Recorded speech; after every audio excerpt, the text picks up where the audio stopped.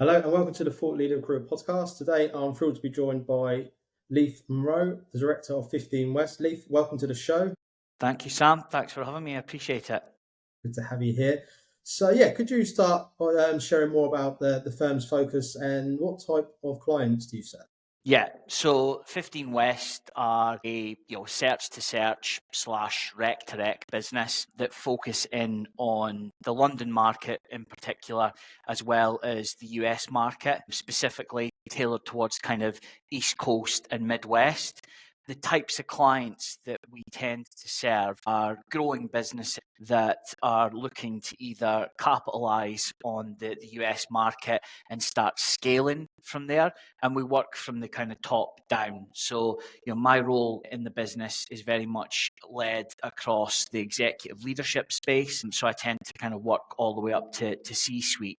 Since coming into the business, I've added value within working with kind of maybe global PLCs or private equity backed companies that we weren't necessarily working with or servicing before. And that's kind of a growing area for our business. It tends to be contingent-led businesses doing kind of a mix of contract and perm, as well as executive search companies. And another additive that I've come in to do as well is that RPO and MSP space. Interesting. And what inspired you to specialise in executive recruitment within the recruitment industry itself?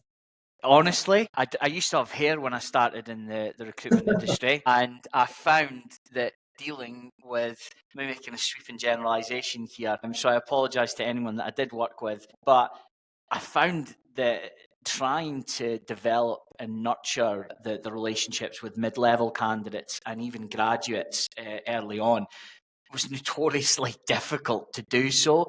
Like they mid-level candidates tend to have multiple offers and are working with only multiple other suppliers. In all honesty, trying to kind of control the process proved to be slightly difficult. But the executive search side or the executive leadership side, these individuals have kind of left their ego at the door. It's a lot more important for them to nurture and develop relationships with one particular headhunter that they trust, and that trust and value goes a long way. And I am only joking. I mean, I did enjoy the mid-level side, but I think trying to differentiate myself in the market in a highly competitive market is something that naturally gravitated towards doing the leadership side of things. And I've now been doing that coming up for, I think, 11 years now. So I'd like to think that I've got somewhat of a reputation in it as well. Yeah, absolutely. Makes total sense there.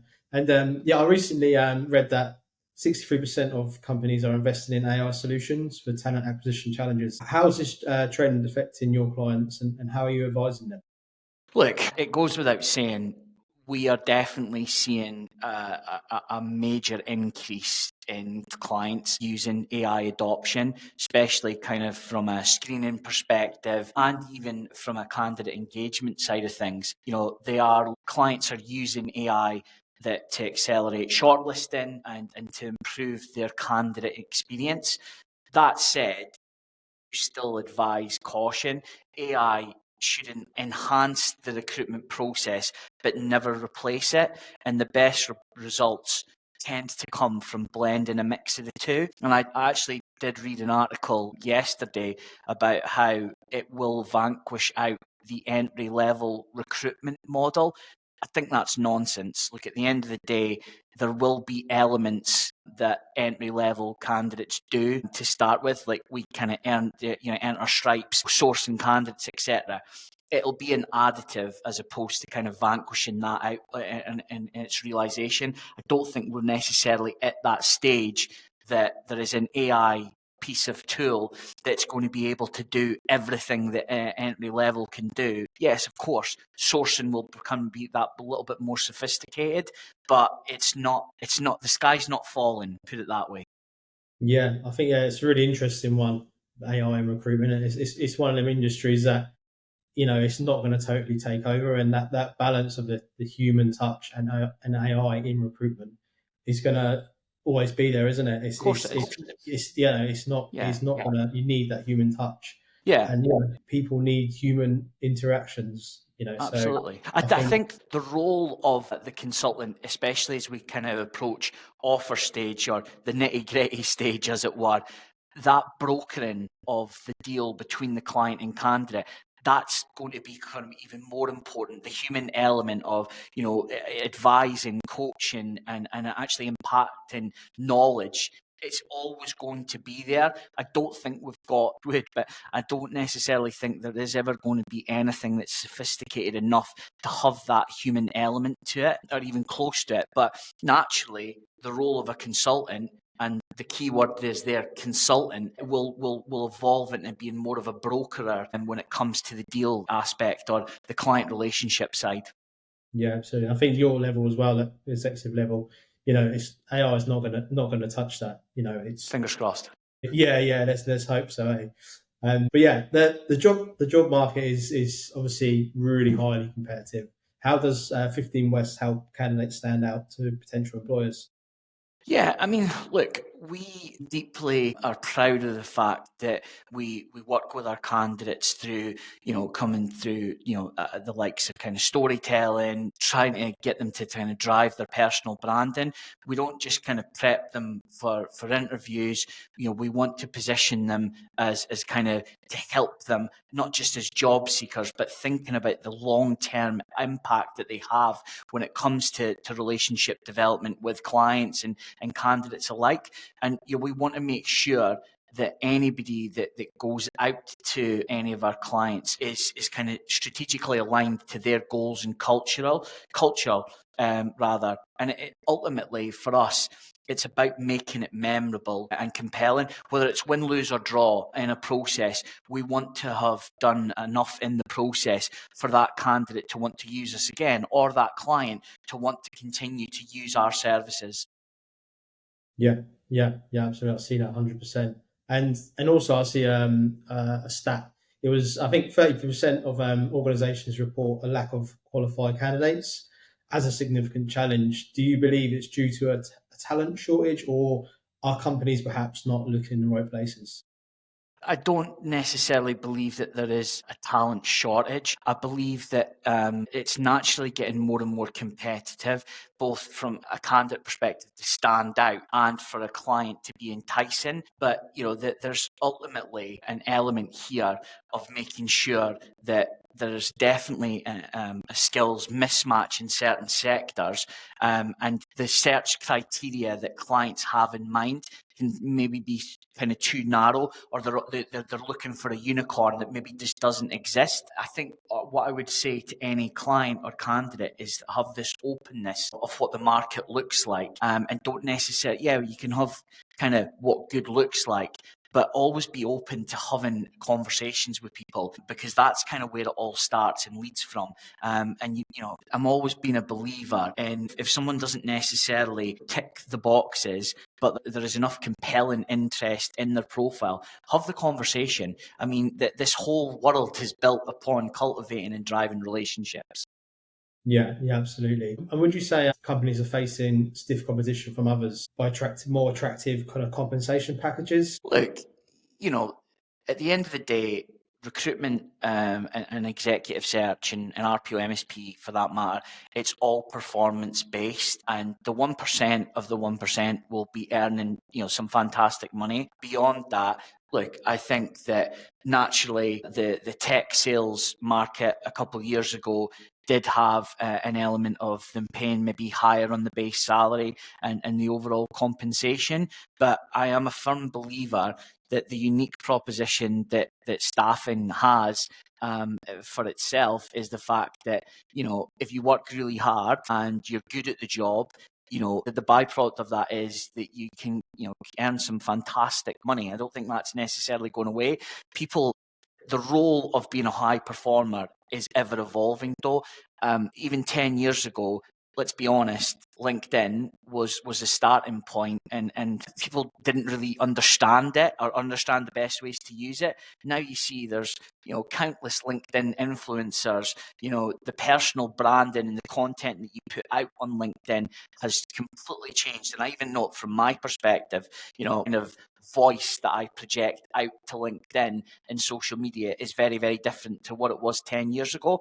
I actually think the same can be said of the introduction of these various different AI tools and using like ChatGPT to aid as opposed to kind of, do my homework for me. It's those types of individuals that are able to kind of really nail it and use it as an additive.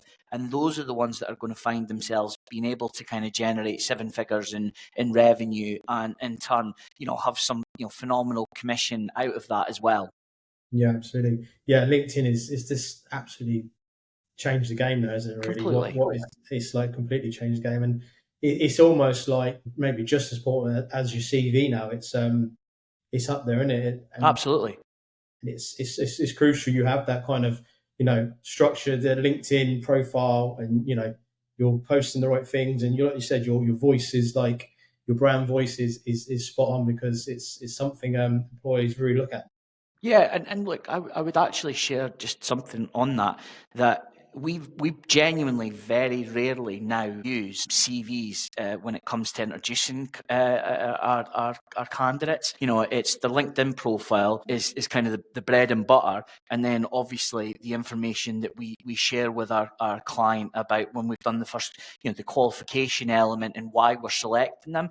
Look, CVs are all well and good, but let's be honest, it's the face-to-face interaction of the candidate that sells themselves. The CV is there as a kind of, as a measurer, but ultimately it does come down to what the candidate kind of puts out. And, the social media element to a candidate and what they're putting out, etc. They're, a kind of subject matter expert in their field. That's way, way more important than two pieces of paper that have said kind of their education, etc. In my opinion, and definitely what I'm seeing. Yeah. I agree. I think the CV's got more or less important nowadays, isn't it? Yeah, Especially with AI. I mean, I was speaking to someone yesterday, and I think he said they had like 200 CVs, and then they're almost identical. How they're written, the keywords that were used, they're yeah, just all kind of molded into this, exactly what the company wants. But yeah, that's because ChatGPT or AI has written it. yeah, So yeah. yeah, it's getting they're getting less important. I think they're still important, obviously, but they're probably not as important as they were, you know. Absolutely. And with kind of rapid technological advancements, and we touched on AI as well. Are businesses adapting quickly enough to build modern teams with these modern skill sets? Yeah, look, I definitely think that they are. I've always been a slight, it's maybe kind of a harsh thing to say about the industry, but I often think that recruitment and staffing are kind of the last to kind of really adopt new technologies and new ways of thinking. But now I'm genuinely seeing a lot of innovation that's going on out in our industry across the board. Being early adopters of a particular piece of AI kit or anything that can kind of aid the process. And it definitely feels that since post-COVID especially, my observation is there is so much more innovation going on in our industry than ever before, because we ultimately don't want to end up losing the best talent out there to another industry. So ultimately I do think that we are starting to see a hell of a lot more innovation when it comes to that. Yeah, yeah, absolutely.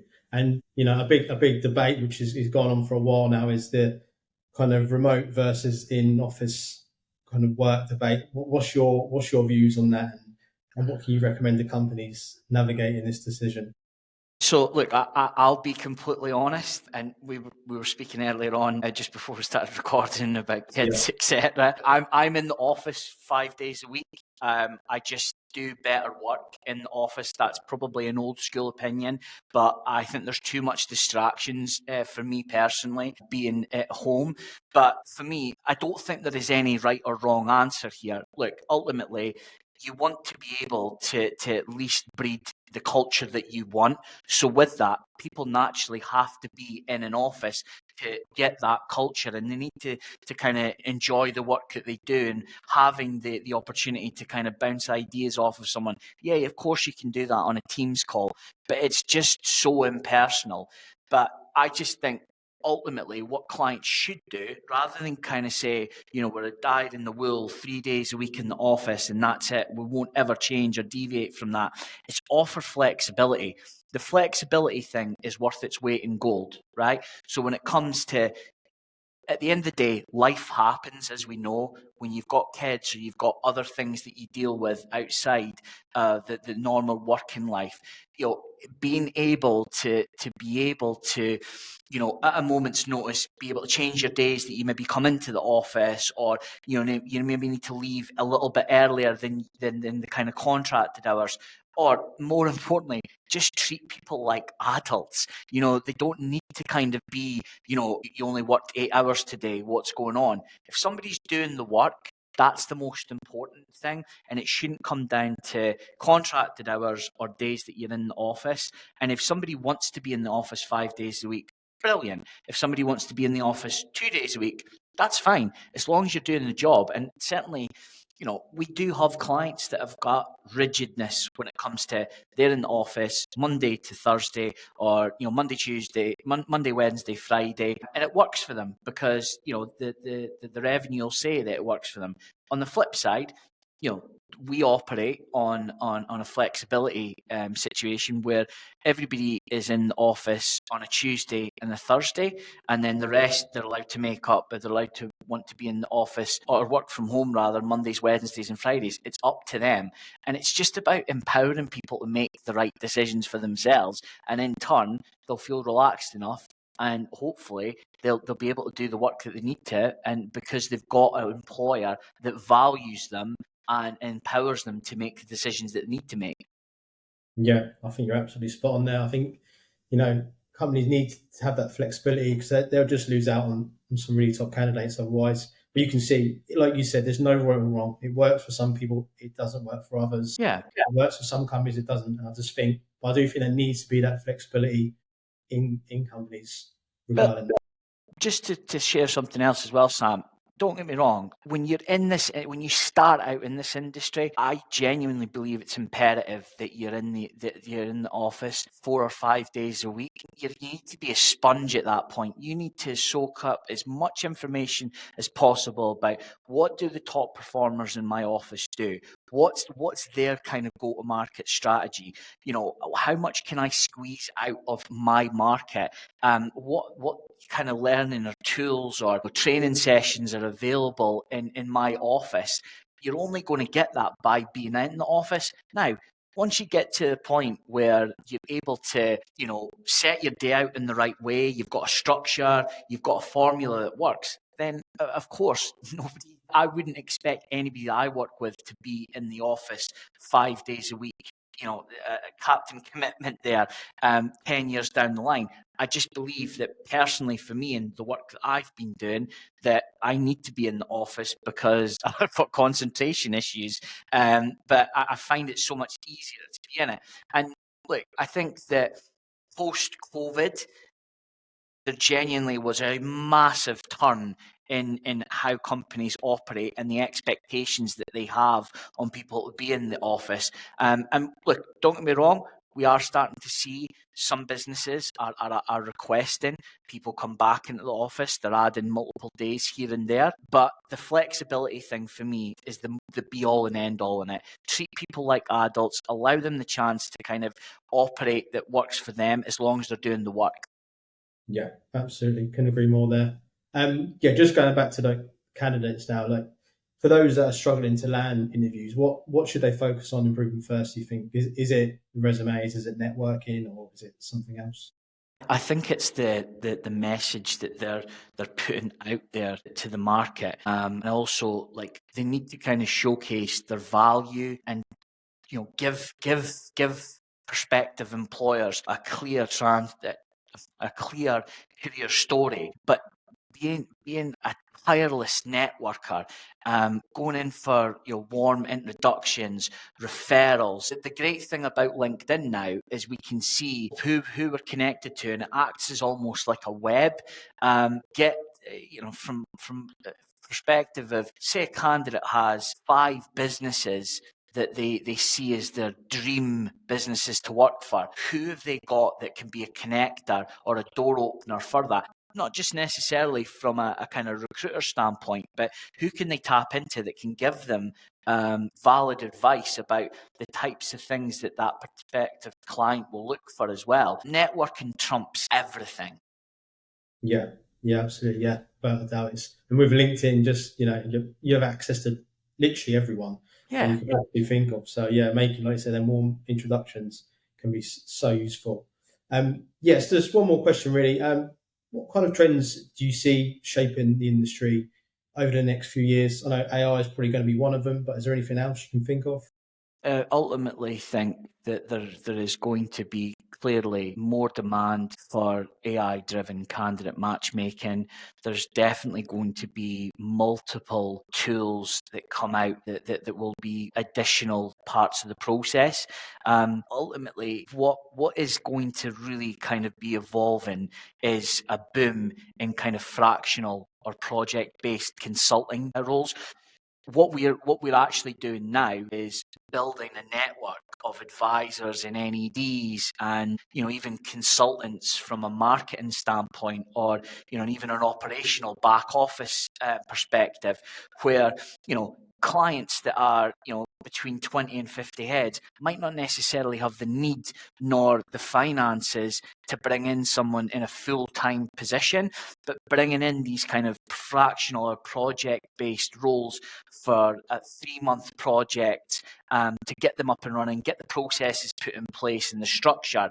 You're going to see that being a lot more prevalent in all parts of the industry moving forward. And I think we're going to be moving away from, like somebody kind of the qualifications that they're bringing to the table and the credentials, and it's going to be a hell of a lot more based upon experience and skills-led approach.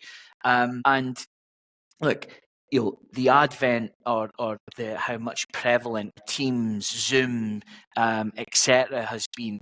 What I think you'll see is, rather than meeting in person first stage, I think we have now really seen that the first part of the process is always some form of VC, and that will only continue. And let's be honest, there are obviously remote-based operations that are more and more prevalent in our world as well. We've been talking about getting people into the office. Remote is definitely here to stay. So having a video-first hiring process will definitely see continue to grow, and it'll be a huge trend. Brilliant.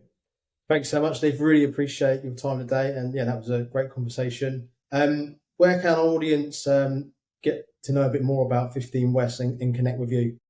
So, look, you can get us on LinkedIn on the 15 West profile page, or you can reach out to me at Leaf Monroe on my LinkedIn profile. We're in the midst of updating our website as well, so that's 15west.com. But I'm always happy to speak to the candidates of various different levels of experience, even from an entry level perspective, despite me obviously having some great experience with them. But look, I'm always happy to impart knowledge on my viewpoint of the do's and don'ts of what to look out for if you're looking to try and get into this industry. But likewise, always keen to connect with business leaders that maybe need assistance, or business leaders that are maybe thinking about their next steps in their career, and about what they maybe look at. And finally, if anybody is ever considering a move to the US market in particular, what that needs to look like, we've got a proven track record of doing this time and time again. So happy to impart knowledge where applicable. Thanks so much, Steve. Appreciate it. This has been the Thought Leader Recruitment Podcast, and we'll catch you next time.